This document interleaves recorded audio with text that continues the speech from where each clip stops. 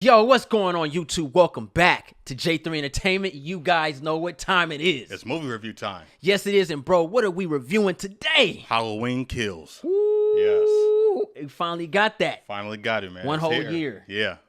I I can't wait to talk about it. You can't.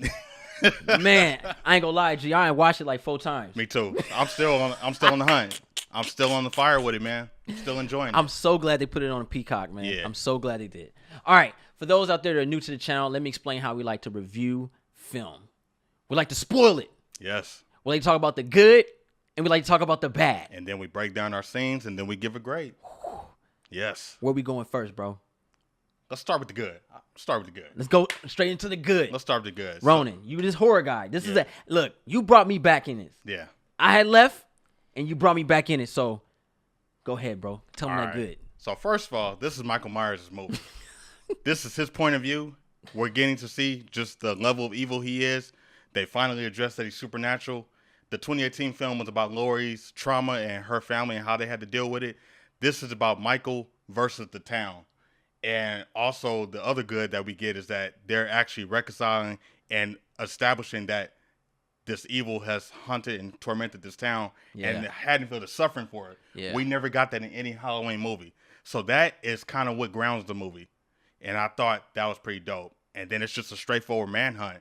There's so much going on as far as like the action, suspense, but we get to focus on Michael Myers. Like, he's front and center. He's the star in this movie. And due to the fact that this is the middle part of the trilogy, it's a lot of confrontation, a lot of conflict, and a lot of action going on. I thought that was great. Yeah, bro. They got right to it. I'm straight agreeing with you 100%. This film showed us a side of Michael that I've never experienced before out of all the films I've watched. You usually got something out of him as far as just killing people, but there was something about it that I really loved about it. It was a different type of kill. It was artwork to it. I was like, okay, he's kind of low-key like an artist. Like, this murder stuff that he's doing, like, he's creative. Yeah, he's very creative with what he does. Yeah. And I love every bit of that. You know, when you watch a Mike Myers film, a Halloween film, you know you're going to get the kills. And the number one thing about this movie was that they amped the killing in this movie. And it was so creative and so practical. Some of the practical effects was like, yo, okay, I'm feeling they brought you back. Yeah. Loved it. I loved that part about this movie, man. Man, I thought the music was on point. Carpenter, Daniel Davies, and his son Cody Carpenter, the trio came back and outdid themselves in the score. Very retro, modern. You got more instruments, you got newer technology, and they amped the intensity and then the fierceness of Michael Myers and what the town had to go through. The music guided us through this nightmare of a movie. Like, it took us through it.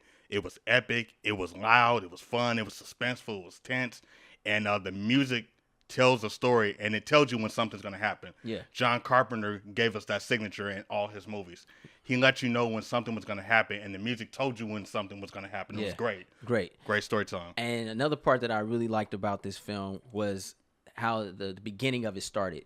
It really took you back to 1970s, and you were able to experience after the fact of Michael disappearing. And we actually have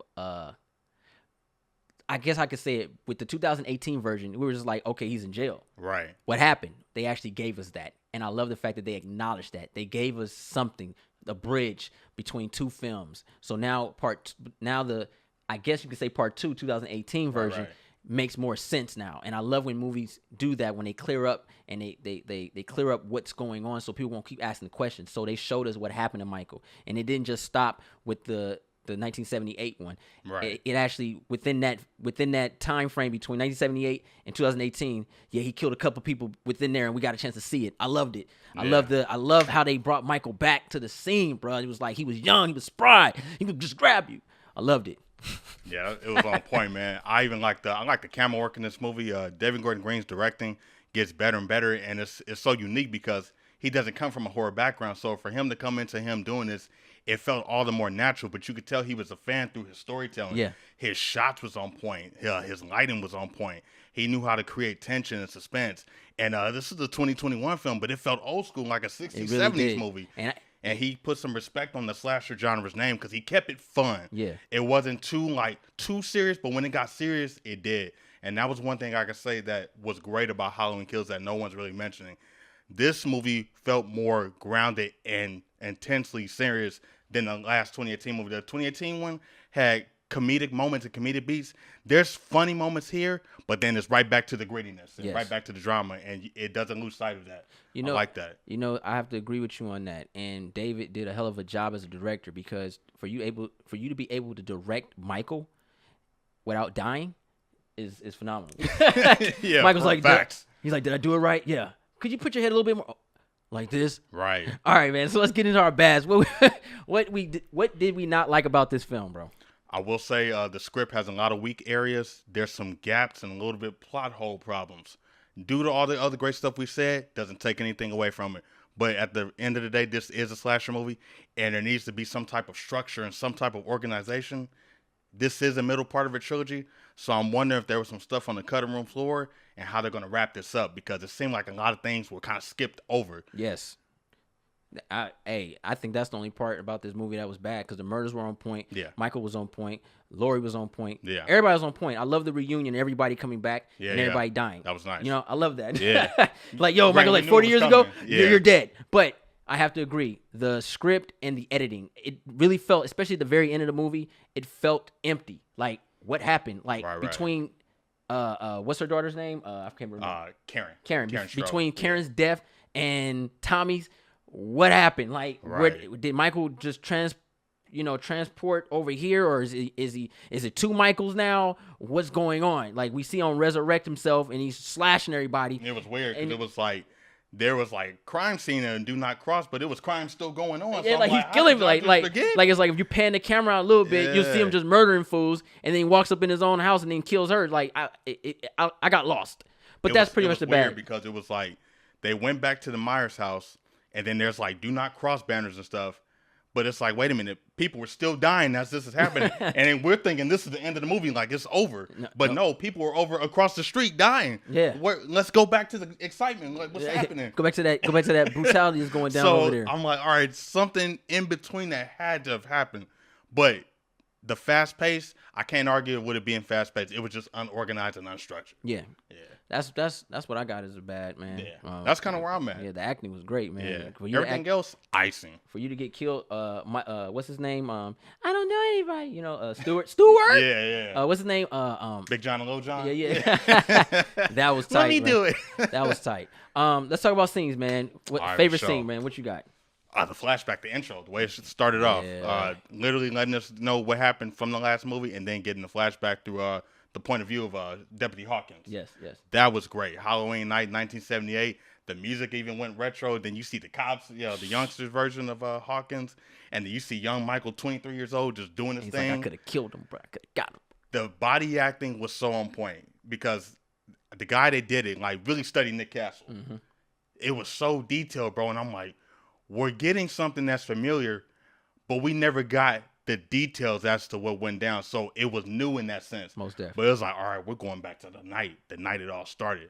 But we're getting new eyes and ears on it. I was like, okay, this is dope. And for you to jump into the gates like that was pretty cool, because I thought it was going to happen like second or third act. We got it right from the jump. I was like, oh, we going back. The best jump scare was we just walked. I was like, God damn, Michael got speed. And I remember like just being in the theater, like seeing that. It was straight applause from the intro. I was like, okay, we here. And I saw it in the house, in the surround sound. I was like, I'm glad my neighbor was going for the weekend. that was good fan service. That was great nostalgic, and that was a great opening scene for me personally.